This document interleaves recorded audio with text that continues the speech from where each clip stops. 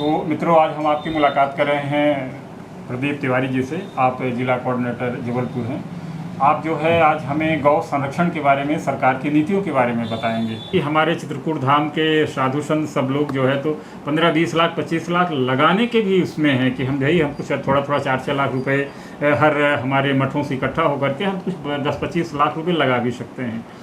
अब आगे आपको ये बताना है कि हमारी सरकार क्या मदद कर सकती है। ज़मीन दे सकती है, आदमी दे सकती है, या उनके भविष्य में उनको सुरक्षित प्रतिदिन का जो उनका खर्च है उनके साथ जो भी है वो हमें क्लियर और बहुत संक्षेप में हमें बहुत अच्छा आपने पूछा है। वास्तव में सरकार गौ संरक्षण एवं संवर्धन के लिए एक महती योजना लेके आई है, लेकिन यदि उसमें सामाजिक संगठनों, धार्मिक संगठनों और समाज की भागीदारी हो जाए तो उस काम को बहुत अच्छे से हम आगे ले जा सकते हैं। आपने कहा कि यहाँ के पूज्य संत, यहाँ के जो धार्मिक संगठन है, हमारे सनातन धर्म में कई जगह वर्णन है कि जो पूज्य साधु संत महर्षि हुआ करते थे वो जो है उनके यहाँ, सबके यहाँ गौशालाएँ हुआ करती थी और वो गौवंश का संरक्षण करते थे और गौवंश उनके जीवन में अत्यंत उपयोगी था और उनके जीवन यापन का बहुत बड़ा साधन था। तो बहुत अच्छा प्रयास है पूज्य संतों का कि यदि वो भी अपना धन भी खर्च करना चाहें उसके पीछे, तो सरकार की योजना है। सरकार गौशालाओं के संचालन की जिम्मेदारी स्वयंसेवी संगठन, सामाजिक संस्थाओं और ऐसे न्यासों को देती है। उनके लिए बजट देती है, शासकीय भूमि, राजस्व की भूमि देती है और प्रत्येक गौवंश के लिए 40 रुपये प्रतिदिन के हिसाब से वो राशि भी देती है, संरचनाएं बना के देती है। तो जब पूज्य संत के मार्गदर्शन में सरकार के योजना को और सबके सहयोग से हम ले जाएंगे तो एक बहुत बड़ा एक गौ वन विहार या गौ अभ्यारण्य बनाया जा सकता है। क्योंकि चित्रकूट के आसपास बहुत सारी भूमि है, हजारों एकड़ पड़ती भूमि है, वहाँ पर इस विचार को अमल में लाया जा सकता है।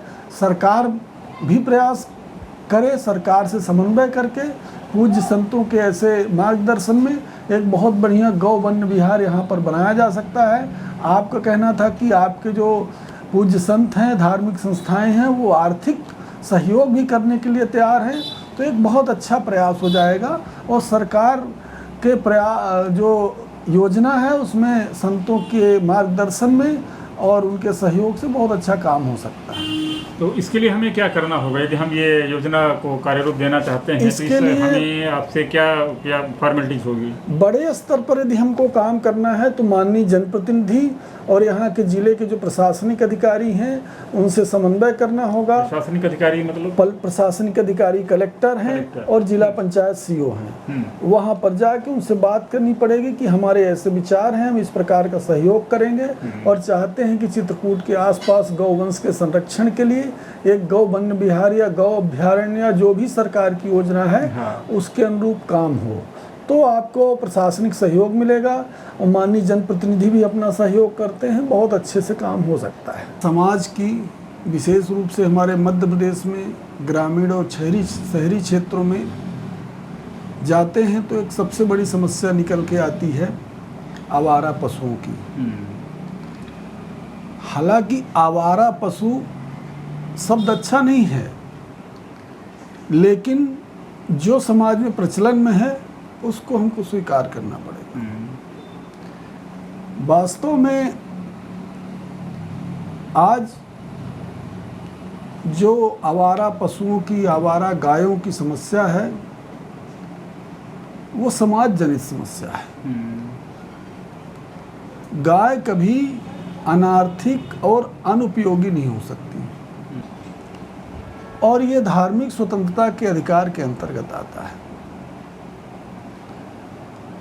हम बात करते हैं पहले समाज की और गाय के अनार्थिक और अनुपयोगी होने की।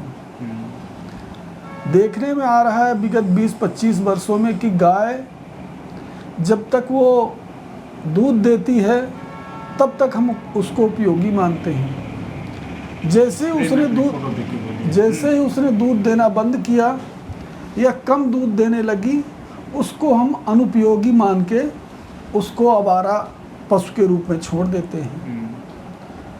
पहले हमको सोचना पड़ेगा कि हम अपने को सनातन धर्मी अपने को वैदिक धर्मी और जो हमारा वैदिक धर्म है उसका अनुयायी मानते हैं। क्या वह ये अनुमति देता है कि हम गाय को छोड़ दें? हमारा धर्म कहता है कि गाय में 33 करोड़ देवी देवता निवास करते हैं। तो क्या जब तक गाय दूध देती है तभी तक 33 करोड़ देवी देवता निवास करते हैं? ये सोचना पड़ेगा। नहीं, गाय में 33 करोड़ देवी देवता दूध दे या न दे वो निवास करते हैं। गाय हमें हमारे लिए हमेशा उपयोगी है। वो जन्म से लेकर हमको अपना दूध पिला के हमारा पालन पोषण करती है और उसके बाद अपने गोबर से, गौमूत्र से हमारी धरती की उर्वरा शक्ति को बढ़ाती है, खाद बनाती है। उसका मूत्र जो है कीटनाशक के रूप में और उर्वरक के रूप में काम करता है। फसलों के उत्पादन में, मिट्टी की उर्वरा शक्ति में उसका काम कर सकते हैं। ये समाज का कर्तव्य है कि वो अपने अंदर जागरूकता लाए और अपने गौवंश का संरक्षण करने का उपाय वह स्वयं ढूंढे। और उसको विचार करना पड़ेगा, क्या गाय का पालन पोषण करना सरकार का काम है? बिल्कुल नहीं है। उसके बावजूद सरकार चूंकि लोगों के कल्याण के लिए काम करती है और किसी भी समस्या यदि समाज में और मानव में है तो उसके निदान के लिए सरकार काम करती है। इसलिए गौ संरक्षण का काम सरकार ने अपने हाथ में लिया है। थोड़ी सी बात करेंगे कि किस प्रकार लिया है। मध्य प्रदेश सरकार में गौ संरक्षण एवं संवर्धन बोर्ड बना है। मध्य प्रदेश सरकार के पंचायत ग्रामीण विकास विभाग, पशुपालन विभाग के संयुक्त तत्वाधान में गौशालाओं का निर्माण किया जा रहा है, गौ वन विहार का निर्माण किया जा रहा है और गौ अभ्यारण्य का निर्माण किया जा रहा है।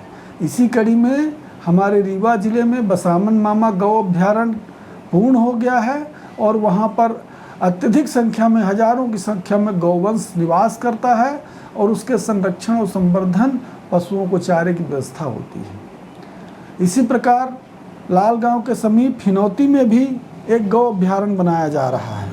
यह तो हमने समसामयिक उदाहरण दिया।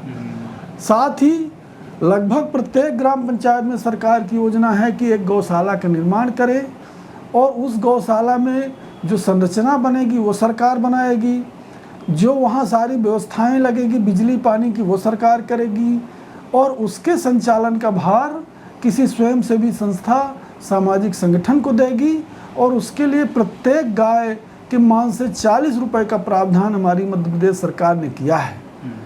प्रतिदिन 40 रुपए एक गाय की व्यवस्था के लिए, भोजन के लिए, उसके भूसे के लिए, चारे के लिए और अन्य व्यवस्थाओं के लिए किया गया है। ये सरकार प्रोत्साहित कर सकती है, आपको प्रोत्साहन दे सकती है, आपको मोटिवेट कर सकती है, लेकिन जब तक समाज में इसके प्रति जागरूकता नहीं आएगी तो गौशालाओं के निर्माण से आवारा पशुओं और गौ वंश के संरक्षण की ओर हम कदम बढ़ा सकते हैं, लेकिन पूर्णता की ओर हम नहीं जा पाएंगे। इसलिए सरकार के प्रयासों में, समाज की भागीदारी से, दोनों के सहभाग से जो हम गौ संरक्षण और संवर्धन की बात करते हैं उसके लिए काम करना होगा। तभी इस समस्या से हम निदान पा सकते हैं और तभी इस समस्या को हम हल कर सकते हैं। और जो आज जिसको हम अनुपयोगी और अनार्थिक कहते हैं वो गाय मरने के बाद भी उपयोगी है। उसका जो गोवंश का वो है उसको हम मिट्टी के अंदर गाड़ दें, 5 फीट का गड्ढा बना दें, 5 बाई 5 का या 6 फीट का, उसको अंदर गाड़ दें, उसमें नमक डाल दें और ऊपर से मिट्टी पाट दें अपने खेतों में जिसका गौवंश हो और इसके 1 साल बाद उस मिट्टी को निकालें, 2 टाली 4 टाली वहाँ की मिट्टी निकालें और एक उच्च गुणवत्ता की जैविक खाद तैयार होती है और वो गड्ढा फिर से बन जाता है। भविष्य में उसमें फिर हम गौवंश मरता है तो मरने के बाद भी वो आपको कुछ न कुछ दे के जाता है। चमड़ी हड्डी सब गल जाती है, सब गल जाती है, सब। आप सोचिए कि बहुत ही उच्च क्वालिटी की खाद तैयार होती है। ये समाज का काम है और सरकार अपना काम कर रही है। स्ट्रक्चर बना रही, 40 रुपए प्रति मवेशी जो है आपको दे रही है, तो केवल गौ के लिए नहीं, गौ वंश के लिए बात हो रही है। लेकिन समाज में जागरण होगा तभी इस योजना का काम जो है अपना सही रूप में आ पाएगा। बहुत बहुत धन्यवाद। बहुत अच्छा, बहुत अच्छी जानकारी धन्यवाद। आपने दिया।